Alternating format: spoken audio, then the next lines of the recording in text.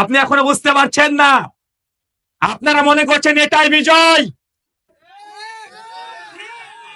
এখানে বিজয় মনে করছেন। মাত্র কিছু আপনি যা দেখছেন এটাকে দেখে আপনি আনন্দিত উল্লাসিত। আপনার এদিক ওদিক চোখ নেই, কান আপনি বন্ধ করে রেখে দিয়েছেন, মজা বিজয়ের স্বাদ পেয়ে গেছেন।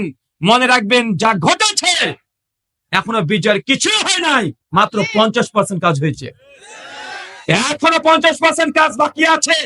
এই যুবকদেরকে আর একটা ঝটকা দিয়ে ইসলামের কালেমার পতাকা বাংলাদেশে উড্ডীন করে ছাড়তে হবে ইনশাল্লাহ। এটা যুবকরাই পারবে, তরুণরাই পারবে, এটা করে দেখাতে হবে। কারণ ইন্ডিয়া থেকে, ভারত থেকে বাংলাদেশটা বিচ্ছিন্ন হয়েছে কারণ কি? ধর্মের জন্য, ধর্ম পালন করার জন্য ভাগ করেছেন আপনারা। আপনারা বাংলাদেশে আছেন প্রায় 17 কোটি মানুষ মুসলমান, ভারত আমরা 37 কোটি মুসলমান আছি, পাকিস্তানে 20 কোটি মুসলমান আছে, টোটাল যদি যোগ করা হয় 77 কোটি মানুষ আমরা একসঙ্গে ছিলাম। আপনারা ভাগ হয়েছেন ধর্ম পালন করার জন্য। বাংলাদেশ যদি ইসলামের রাষ্ট্র না হয় তা ভাগ হয়েছেন কেন? কেন ভাগ হয়েছেন আপনারা? যদি আপনি ভাগ হচ্ছেন ধর্মের কারণে, তারপর যদি তন্ত্র মন্ত্র চলে, জেনে রাখবেন আপনারা বেঈমানি করেছেন আমাদের সঙ্গে, আমাদেরকে দুর্বল করে আপনারা পালিয়ে এসেছেন, আপনারা অপরাধী।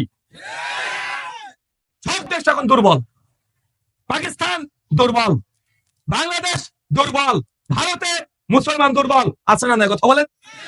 একসঙ্গে যদি 80 কোটি মুসলমান যে ভাগ না হয়ে যদি থাকতাম, পৃথিবীর যত বড় শত্রু হোক না কেন চোখ তুলে তাকাতে সাহস পেত না তারা। ভাগ হয়েছেন যেই জন্য সেটাকে পালন করতে হবে। আল্লাহকে চেয়ে বলতে, আল্লাহ ভাগ হয়েছি, তোমার দিনকে আমরা 1 কাঠা জমি পুরো হলেও প্রতিষ্ঠা করেছি, যে না পারেন আপনারা ফেলিওর। জবাব দিতে হবে আপনাদেরকে।